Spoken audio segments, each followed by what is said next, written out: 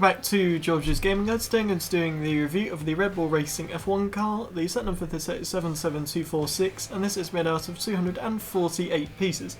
Now there is one minifigure included in the set, two of which are unique and they are a member of the RB racing team. As you can see, not an overly large set, roughly measures about 1.5 inches or 4 centimeters high, 8 inches or 20 centimeters long and 3 inches or 8 centimeters wide. If we have a look at the box to start off with, not a mad amount going on. Something that I have noticed different for this is instead of having the car, having the background of the car supposed to make it look like it's going really quick on the track, they have just gone with a black background that we're generally seeing with the Star Wars sets at the moment. And I think that that is, to be honest, for me, I actually prefer this. I'm not a massive fan of how they're trying to make the cars look like they're going really quick. So I do think that this is one of the better boxes. At the back, we get a rear left view on the main picture.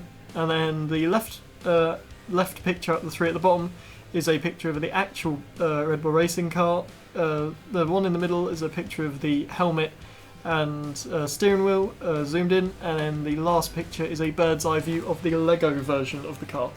If we have a look at the minifigure, not a massive amount going on, to be honest. So plain white jumpsuit with the RB logo here, and then a winged blue helmet with the RB logo on the top.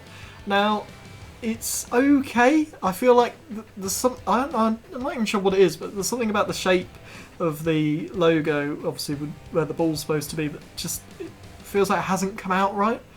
It just doesn't feel like it's quite the right shape. So I'd be interested to actually see if it is the right shape. Is it just there's something about it? So it's not my favourite minifigure because I'm not too sure it's been designed 100% correctly. But it certainly is better than something like the Aston Martin, because I do have to admit that also had silver detailing on, and it might just be the silver because that didn't come out very well with the shape either.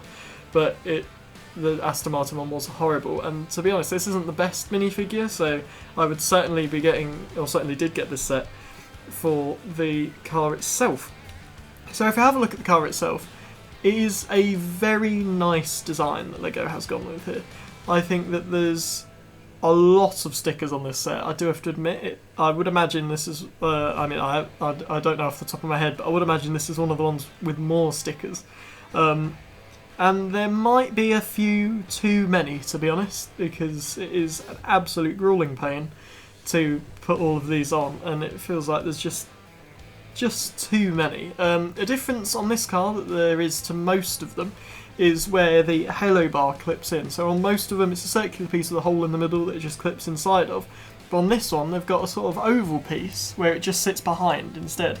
And just subtle changes like that to the design of each of them, I think, is a really nice thing that Lego's done. It shows they want to keep us interested, and I think that's really nice when you see them put in that extra bit of effort just to make sure that we don't get bored. Because I'm sure, as many of you can imagine, and as they have imagined, there are a lot of F1 fans who are also fans of Lego who will get all 10 of these cars to make a complete grid from the Lego cars, and I think that is a nice detail to put into all of them. They're all built slightly differently, and they mostly come out to the same result.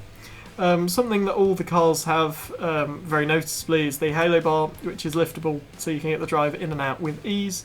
The rear wing, we do have wishbone suspension on all these cars, which is really nice.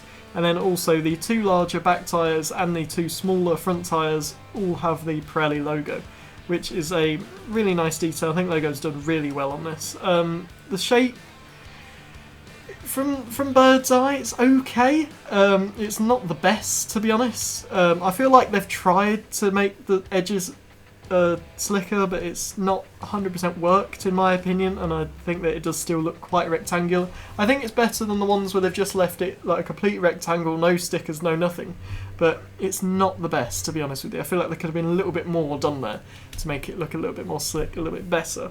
But I do think that the overall design of this car is really nice, and it's a really good addition to the F1 Speed Champions. And yeah, so thank you, and I'll see you next time.